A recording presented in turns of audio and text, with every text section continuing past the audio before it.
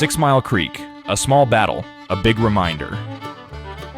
August 16th, 1864. The Civil War had already dragged into its fourth bloody year. Entire towns had been emptied of their young men. Fields had turned from planting cotton to burying the dead. And in the quiet heart of Alabama, at a place called 6 Mile Creek in Autauga County, the war arrived again. It wasn't Gettysburg. It wasn't Shiloh. There were no famous generals, no newspaper headlines in New York or Richmond. But to the people who lived there, it was as real as the crack of musket fire echoing off the water and the smell of smoke drifting across the pines. On that summer day, Union cavalry forces pushed deeper into Confederate territory, probing the roads and river crossings. Confederate scouts and militia met them here at the creek, determined to slow their advance, to protect what remained of their homes and families. The fighting was brief, but fierce. Horses churned the muddy banks. The sharp ring of sabers clashed with the deep thud of rifle volleys. And then, just as quickly as it began, the Union forces withdrew to regroup, leaving the Confederates to tend their wounded and count their losses.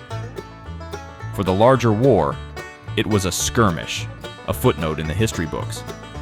But for Autauga County, it was personal. Families hid in their homes, unsure who would come riding over the hill next. Farmers found stray bullets lodged in their fences and hoof prints in their cornfields. Children learned the sound of war before they learned the alphabet. History often measures battles by their size, but I believe there's a truth worth remembering here. To those who lived it, no battle was small. 6 Mile Creek stands as a reminder that the Civil War wasn't just fought in grand armies and famous fields. It was fought in creeks and crossroads, in hidden hollows and family farms, and every place it touched, whether for an hour or for a year, carried its mark forever.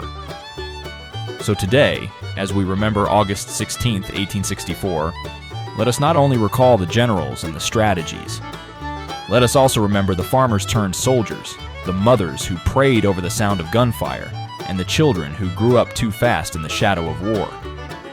Because in the end, history is not just about where the big battles were won or lost. It's about the small places and the everyday people who bore the weight of a nation's struggle.